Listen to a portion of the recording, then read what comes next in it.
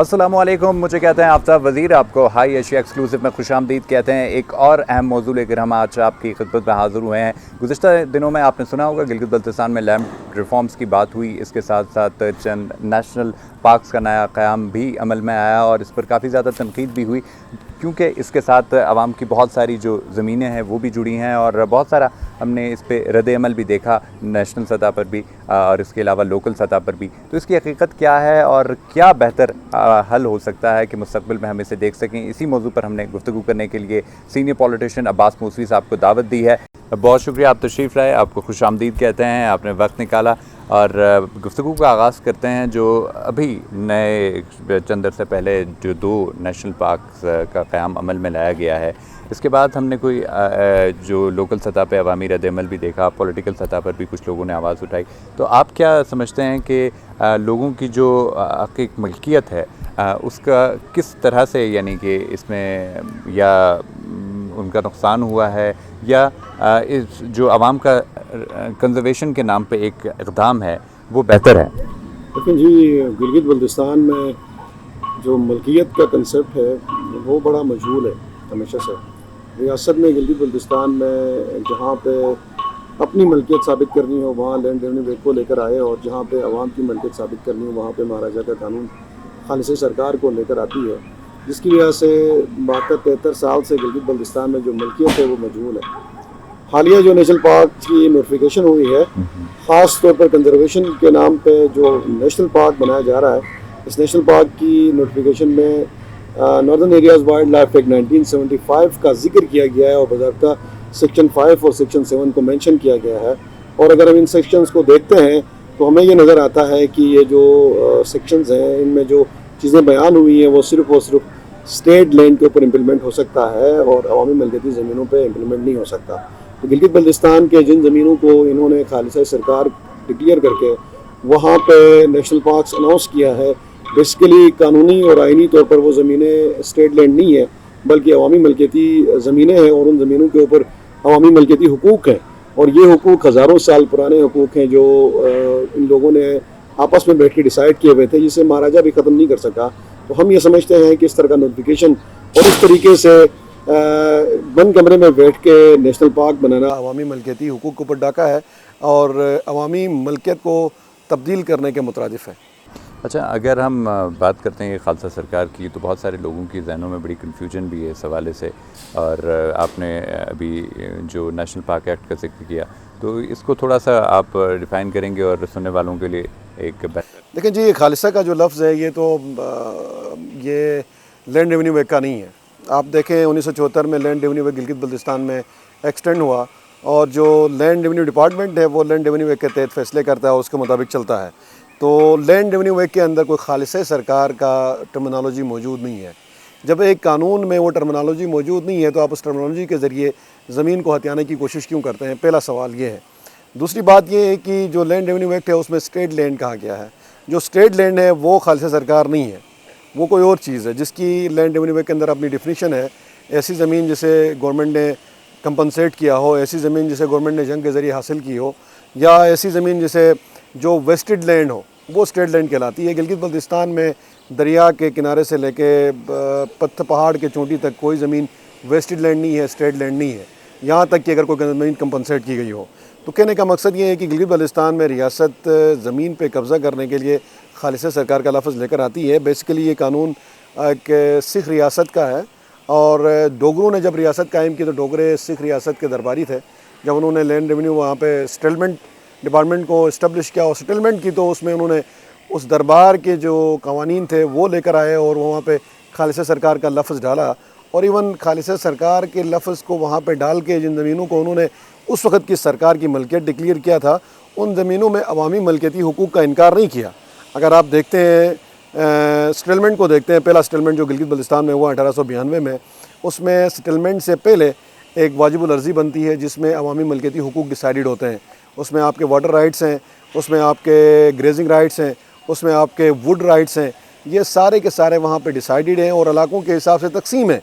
اور یہاں تک کہ ان چراگاہوں پہ اگر کوئی بندہ اپنی مال مویشی لے جا کر چراتا ہے تو اس سے ٹیکس بھی مہاراجہ نے وصول نہیں کیا۔ اور بلکہ اگر دوسرے علاقے کے بندے نے وہاں پہ مویشی لے کر آیا ہے تو اس کا ٹیکس کا حق وہاں کے باشندوں کو دیا جن کا اس چراگاہ میں حق ہے. تو اس سے یہ چیز ثابت ہوتی ہے کہ یہ جو چراگاہیں ہیں اور یہ جو زمینیں ہیں یہ یہاں کی عوامی ملکیت ہے. اور اس عوامی ملکیت پہ آپ ایک ایکٹ کے ذریعے 1975 کے ایکٹ کے ذریعے اگر آپ نیشنل پارک ڈکلیئر کرتے ہیں تو آئیناً اور قانوناً آپ ان زمینوں کی ملکیت کو تبدیل کرتے ہیں. تو ملکیت کسی صورت بھی تبدیل نہیں کرنے دیں گے اور یہ پاسبل نہیں ہے اور یہ غیر آئینی اور غیر قانونی ہے.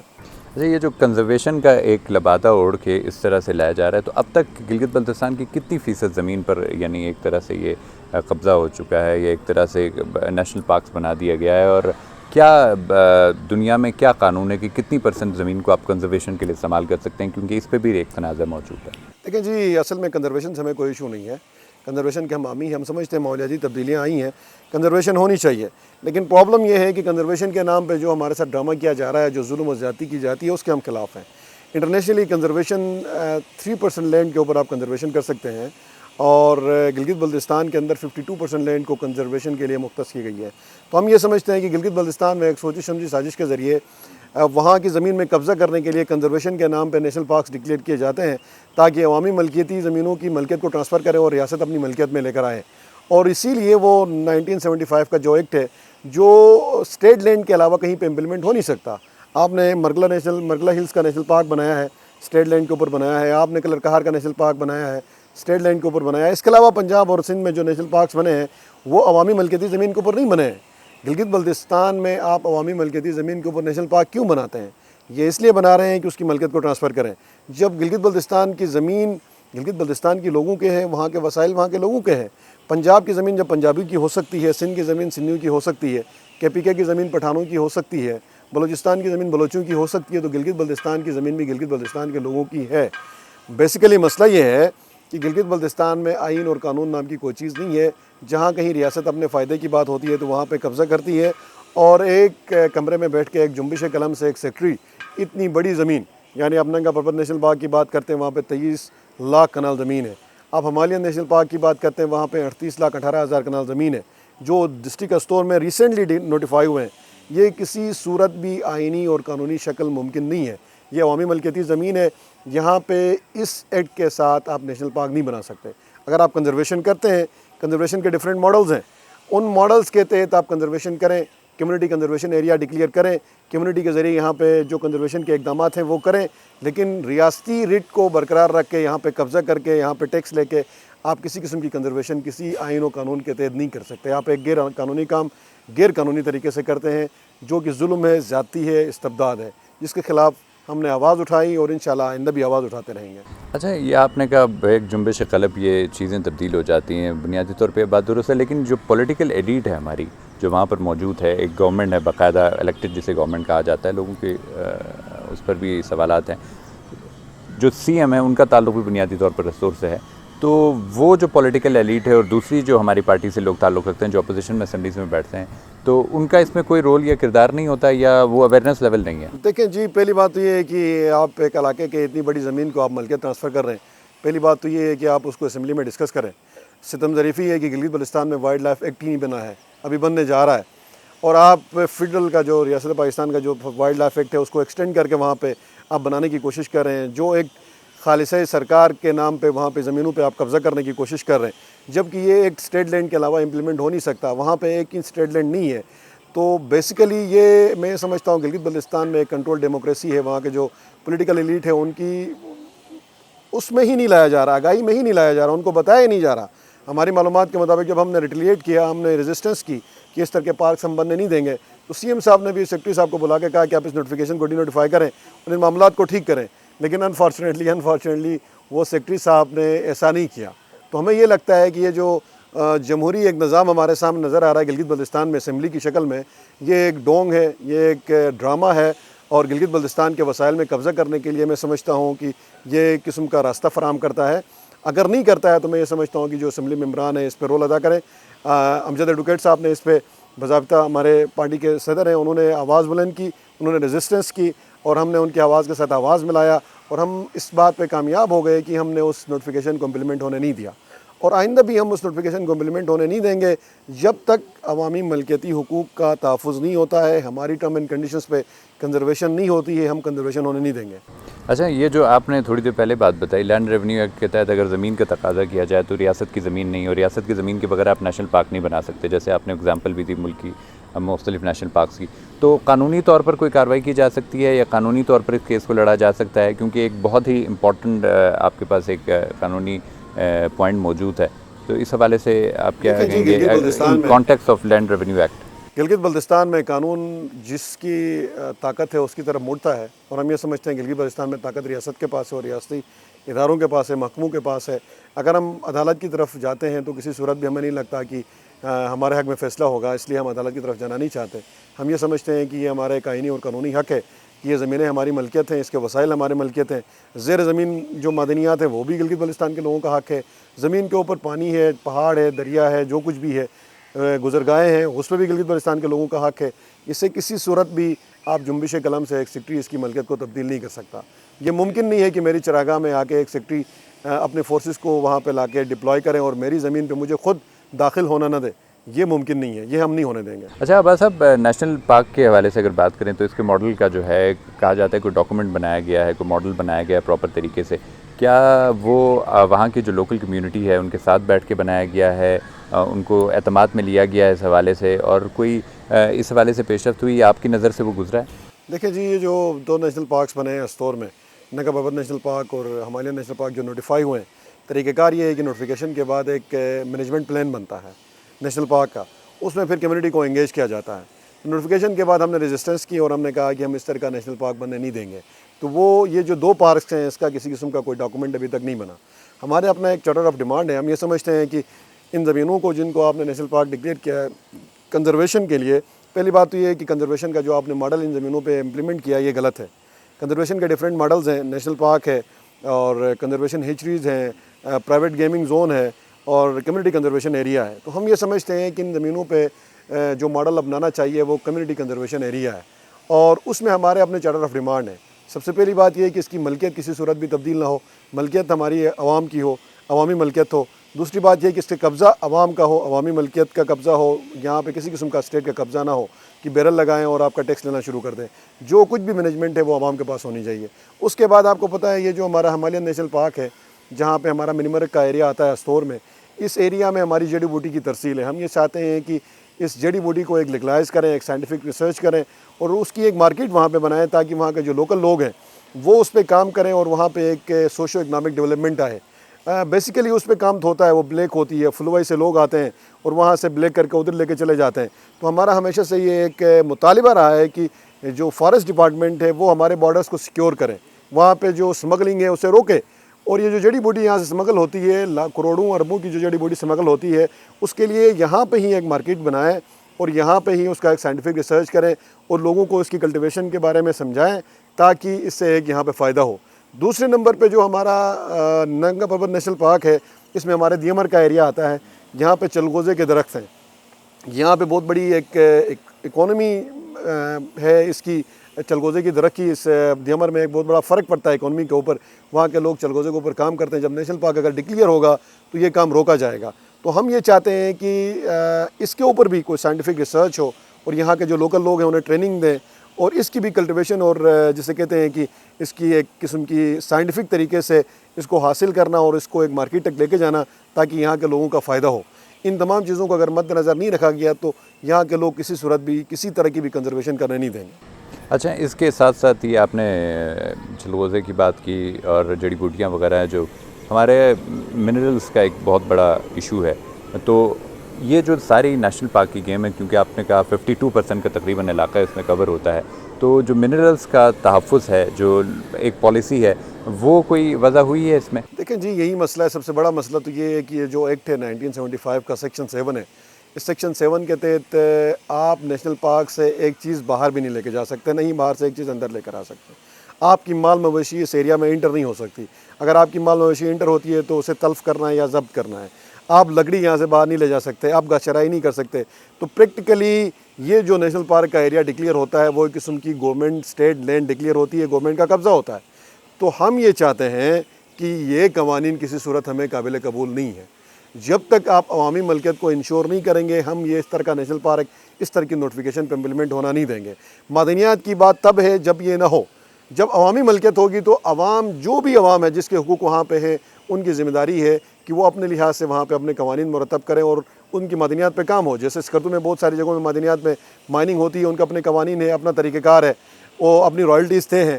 اسی طرح آپ کا اس میں سمیر میں کام ہوتا ہے، اپنی رائلٹیز طے ہیں۔ اس کے علاوہ جہاں جہاں پہ بھی لوکل کمیونٹیز جو ان کے کسٹمری لاز ہیں اس کے تحت مائننگ ہوتی ہے اس کو ہم انکریج کریں گے، اس کو سپورٹ بھی کریں گے۔ ہم یہ سمجھتے ہیں کہ اس طرح کی جو نوٹیفیکیشنز ہیں اور اس طرح کے جو پروجیکٹس ہیں یہ عوامی ملکیت اور ان وسائل پہ قبضہ کرنے کے لیے ایک سوفسٹیکیٹڈ طریقہ ہے تاکہ لوگوں کو پتہ نہ چلے، لوگوں کو جابز کا لالچ دے دیں، لوگوں کو کنزرویشن کا لالچ دے دیں، لوگوں کو ٹرافی ہنٹنگ کی لالچ دے دیں، ڈیفینیٹلی وہ ہمارے وسائل کے اوپر قبضہ کریں۔ جو کنزرویشن ہے وہ ہماری ایک کسٹمری ایک طریقے سے کنزرویشن آلریڈی کر رہے ہیں۔ ہم یہ چاہتے ہیں کہ آپ کنزرویشن کریں، آ کے آپ ہماری مدد کریں، نہ کہ آپ ہمیں سکھانا شروع کریں کہ کنزرویشن کیسے ہوتی ہے۔ ٹھیک ہے، اب جب ہم ان کی روک تھام کی بات کرتے ہیں تو بہت سارے لوگ کہتے ہیں کہ جو اسٹیٹ سبجیکٹ رول ہے ایک حل کے طور پہ پیش کیا جاتا ہے۔ آپ کی نظر میں جو اسٹیٹ سبجیکٹ رول ہے آپ نے جیسے دیکھا ہے وہ کوئی واقعی بنیادی طور پر ہمارا حل ہے، مستقل حل ہے کہ ہم ان چیزوں سے بھی باہر نکل آئیں، یا ہمیں کس طرف جانے کی ضرورت ہے؟ دیکھیں جی، اگر آپ لینڈ کے حوالے سے بات کرتے ہیں، خالصہ سرکار کے حوالے سے بات کرتے ہیں تو اسٹیٹ سبجیکٹ رول ان چیزوں کا حل نہیں ہے۔ آج گلگت بلتستان میں سب سے بڑا مسئلہ یہ ہے کہ خالصہ سرکار کے نام پہ ہماری زمینوں پہ، عوامی ملکیتی زمینوں پہ ریاست قبضہ کر رہی ہے۔ تو اس کا حل آپ کے پاس اسٹیٹ سبجیکٹ رول کے حل پہ نہیں ہے۔ اسٹیٹ سبجیکٹ رول ایک قانون تھا، ایک ریاستی قانون تھا، پرانا بادشاہی کا ایک قانون تھا، اور وہ قانون جو ہے نا سبجیکٹس کے لیے تھا، وہ سٹیزن شپ کے لیے نہیں تھا۔ آج ہم سٹیزن ہونے کے لیے کلیم کر رہے ہیں، آج ہم کہتے ہیں کہ ہمیں سٹیزن شپ دیا جائے۔ تو اگر ہم آج سٹیزن شپ کے دور میں سبجیکٹ کی بات کرتے ہیں تو یہ خود ایک جسے کہتے ہیں کہ پولیٹیکل امیچور ایک ڈیمانڈ کی بات ہوگی۔ دوسری بات یہ ہے کہ جو اسٹیٹ سبجیکٹ رول ہے وہ خالصہ سرکار کو ڈیفینڈ کرتا ہے، خالصہ سرکار کے خلاف بات نہیں کرتا۔ تیسری بات یہ ہے کہ اسٹیٹ سبجیکٹ رول میں آپ کی کلاسز بنتی ہیں، class 1 citizen, class 2 citizen, class 3 citizen, class 4 citizen. اگر آپ اسٹیٹ سبجیکٹ رول کو امپلیمنٹ کی طرف جائیں گے تو ایک خانہ جنگی ہوگی جو کہ پاسبل نہیں ہے۔ میں یہ سمجھتا ہوں ذاتی طور پر کہ گلگت بلتستان میں لینڈ ریونیو ایکٹ جو ہے نا، ڈپارٹمنٹ لینڈ ریونیو ایکٹ کو ایکسٹینڈ کیا ہوا ہے۔ جو ڈیفینیشن پنجاب میں، جو ڈیفینیشن سندھ میں، جو ڈیفینیشن KPK میں اور بلوچستان میں لینڈ ریونیو ایکٹ کی ہے، وہی ڈیفینیشن اگر گلگت بلتستان میں کی جائے تو یہ مسئلہ ہی حل ہے۔ لینڈ ریونیو ایکٹ کے مطابق گلگت بلتستان کی ایک انچ زمین بھی اسٹیٹ لینڈ نہیں ہے، یہاں تک کہ انہوں نے کمپنسیٹ نہیں کیا ہو۔ یہ عوامی ملکیتی زمین ہے اور عوامی ملکیت ہی ڈکلیئر ہونی چاہیے۔ پیپلز پارٹی گلگت بلتستان نے اسمبلی میں عوامی ملکیتی بل ٹیبل کیا ہے، انفارچونیٹلی جو حکومت ہے وہ اس کے اوپر ڈسکشن کرنے کے لیے بھی تیار نہیں ہے۔ ہم یہ سمجھتے ہیں کہ نادہندہ طاقتیں گلگت بلتستان کے وسائل پہ اور گلگت بلتستان کی زمینوں پہ قبضہ کرنے کے لیے اس طرح کے پروجیکٹس کو لے کر آتے ہیں تاکہ لوگوں کو ایک اچھے جارگنز میں ڈال کے ان کے وسائل کے اوپر قبضہ کریں۔ تو اس کا جو بنیادی طور پہ حل ہے وہ یہ ہے کہ جب ہم اگر آئینی جو ہماری جو ایک موومنٹ ہے، ایک آئینی جو ہم جنگ لڑیں پاکستان کے ساتھ شامل ہونے کے لیے، وہ حاصل کریں، یا پھر ہماری اسمبلی کے پاس اتنی کیپیسٹی ہے کہ ہم اس وقت اگر اسمبلی میں کوئی قرارداد پیش کرتے ہیں تو اس کو ایک آئینی شکل دے کر دیکھیں جی، اگر آپ زمین کی ملکیت کے بارے میں جو آپ قانون سازی کی بات کرتے ہیں، ہماری اسمبلی میں بالکل کیپیسٹی ہے۔ ہماری زمین کی ملکیت کے اوپر ہماری اسمبلی کام کر سکتی ہے، لیکن انفارچونیٹلی جو اسمبلی میں بیٹھے لوگ ہیں ان کے اندر کیپیسٹی نہیں ہے، ان کے اندر اتنی ہمت نہیں ہے اس کے اوپر قانون سازی کرے، پہلی بات۔ دوسری بات یہ ہے کہ گلگت بلتستان کا سب سے بڑا مسئلہ یہ ہے کہ گلگت بلتستان میں کوئی آئین و قانون نہیں ہے۔ یہاں پہ کوئی بھی چیز آئین و قانون کے تحت نہیں ہوتی۔ جہاں پہ ریاست کا فائدہ ہوتا ہے وہ اپنی مرضی سے آئین و قانون کو ایکسٹینڈ کرتی ہے، جہاں پہ لوگوں کا فائدہ ہوتا ہے وہاں پہ مہاراجہ کے قوانین کو لے کر آیا جاتا ہے۔ تو میں یہ سمجھتا ہوں ذاتی طور پر سب سے پہلے جو سب سے امپورٹنٹ چیز ہے وہ یہ ہے کہ گلگت بلتستان کی جو آئینی اور قانونی شکل ہے اس کو واضح کیا جائے، چاہے وہ ریاست پاکستان کے آئین کے تحت کیا جائے، چاہے اس اسمبلی کے ذریعے کوئی جسے کہتے ہیں کہ ایک کنسٹیٹیوشن بنایا جائے، جس طرح کشمیر کے پاس ہے ایک انٹرم کنسٹیٹیوشن ہے، اس طرح کا بنایا جائے تاکہ کم از کم پتہ چلے کہ کس قانون کے تحت یہ 14 لاکھ لوگوں کو چلایا جا رہا ہے۔ ایگزامپل ہمارے سامنے ہے، بابا جان ہمارے سامنے گرفتار ہوئے، ایک اسمبلی میں FIR ہوئی اور ان کو گرفتار کیا گیا، ٹرائل ہوا، 90 سال کی جیل ہوئی۔ جب چھوڑنے کی بات ہوئی تو بالکل ایسے چھوڑا گیا جیسے مویشیوں کو مویش خانے میں بند کر دیا جاتا ہے، یعنی بغیر کسی ٹرائل کے، بغیر کسی کورٹ کے کنڈی کھول دی جاتی ہے اور اسے کہا جاتا ہے کہ آپ گھر چلے جائیں۔ تو ہمیں یہ نظر آ رہا ہے کہ گلگت بلتستان کے لوگوں کو مویشیوں کی طرح ٹریٹ کیا جاتا ہے۔ جب انہیں ضرورت پڑتی ہے اٹھا کے بند کر دیتے ہیں، جب انہیں ضرورت پڑتی ہے نکال کے چھوڑ دیتے ہیں، اور کسی قانون اور آئین کی کوئی کسی قسم کی پاسداری نہیں ہوتی. جہاں پہ لوگوں کی زبان بند کرنی ہوتی ہے وہاں پہ ATA لگا دیا جاتا ہے, جہاں پہ لوگوں کو ڈرانا ہوتا ہے وہاں شیڈول 4 لگایا جاتا ہے, چاہے اس کی اپنی ایگزسٹنس کوشچنیبل ہے. ATA کی بھی اپنی ایگزسٹنس کوشچنیبل ہے, شیڈول 4 کی بھی اپنی ایگزسٹنس کوشچنیبل ہے. یعنی لینڈ ریونیو ایکٹ یہاں پہ ایکسٹینڈ ہوتا ہے, 21ویں ترمیم یہاں پہ ایکسٹینڈ ہوتی ہے, فوجی عدالتیں بنتی ہیں, ATA لگتا ہے, شیڈول 4 لگتا ہے, سب کچھ ہوتا ہے, لیکن 18ویں ترمیم یہاں پہ ایکسٹینڈ نہیں ہوتی. کیوں؟ 18ویں ترمیم یہاں کے لوگوں کو امپاور کرے گی. تو ہمیں یہ نظر آ رہا ہے یہاں پہ ایک لا لیسنس ہے, ایک لا لیس اسٹیٹ ہے. یہاں پہ کوئی قانون اور آئین نہیں ہے. جہاں پہ ریاست کا فائدہ ہوگا یا ریاستی اداروں کا فائدہ ہوگا وہ اپنی مرضی سے قانون امپلیمنٹ کرائیں گے. جہاں پہ لوگوں کا فائدہ ہوگا وہاں پہ اس قوانین کو اور ان باتوں کو نظر انداز کیا جائے گا. تو ہمیں ایک لا لیسنس نظر آتا ہے یہاں پہ. جی عباس صاحب, آپ نے یہ بڑی تفصیل کے ساتھ یہ تمام باتیں بتائی, تو ان تمام باتوں کو مد نظر رکھتے ہوئے اب آپ کی نظر میں سلوشن کیا ہے؟ ہم کس طرح سے ایک بہتر مستقبل کی جانب بڑھ سکتے ہیں؟ دیکھیں جی, سلوشن یہ ہے کہ گلگت بلتستان کو ایک آئین و قانون دیا جائے. لیکن جب یہ ریاست جموں کشمیر کا مسئلہ تھا, جب تقسیم ہوا تو انڈین آکوپائیڈ ایریا کو بھی ایک قانون اور آئین دیا گیا 370 اور 35A کی شکل میں, جو بعد میں بورگیٹ ہوا اور جس کے اوپر پاکستان نے بہت بڑا احتجاج کیا کہ یہ ظلم ہوا. اور اسی طرح جو آزاد کشمیر ہے, جو 4000 مربع میل ایریا ہے, اس کو بھی ایک انٹرم کنسٹیٹیوشن دیا گیا, لیکن انفارچونیٹلی گلگت بلتستان کو محروم رکھا گیا. تو میں یہ سمجھتا ہوں کہ گلگت بلتستان کو کسی بھی طریقے سے, چاہے وہ ریاست پاکستان کے آئین میں جگہ دیا جائے یا اپنا ایک انٹرم کنسٹیٹیوشن دیا جائے, جب تک آئینی اور قانونی شکل واضح نہیں کی جائے گی ان چیزوں کا سلوشن نہیں نکلے گا. جب آئینی اور قانونی پوزیشن واضح ہو جائے گی تب ہی لوگ کلیم کر سکتے ہیں, تبھی لوگ کہہ سکتے ہیں یہ ہمارا حق ہے, اسے ہمیں دیا جائے. جب تک آئین و قانون نہیں ہوگا لوگ صرف ماتم ہی کر سکتے ہیں, اس کے علاوہ کچھ نہیں کر سکتے. بہت شکریہ عباس صاحب, آپ نے بڑی تفصیل کے ساتھ اس موضوع پہ گفتگو کی, اور عباس صاحب کی آپ نے گفتگو سنی اور بڑی تفصیل کے ساتھ انہوں نے بیان کیا کہ کس طرح سے نیشنل پارکس وجود میں آئے ہیں اور کتنی فیصد زمین اس وقت گلگت بلتستان کی نیشنل پارکس پر مشتمل ہے, اور وہ کیا عوامل ہیں جن کی بنیاد پر یہ تاثر قائم ہو رہا ہے کہ نیشنل پارکس کو بنایا جا رہا ہے. تو اس وقت حکومت کی بھی یہ ذمہ داری بنتی ہے, لوگوں کی بھی یہ ذمہ داری بنتی ہے کہ وہ اس کو ریزسٹ کریں اور اس پر ایک بہتر حکمت عملی ترتیب دیں, اور جو ایک لاقانونیت کی فضا گلگت بلتستان میں پروان چڑھ رہی ہے ایک عرصے سے, اس کو ختم کیا جائے اور ایک قانون کو پورے طور پر لاگو کیا جائے تاکہ ہم ایک بہتر مستقبل کی جانب بڑھ سکیں. آئندہ بھی ایک بہتر ٹاپک کے ساتھ آپ کی خدمت میں حاضر ہوں گے. آفتاب وزیر کو اجازت دیجیے, ہمارے چینل کو سبسکرائب کیجیے, لائک کیجیے اور بیل آئیکن پر کلک کیجیے. اللہ حافظ.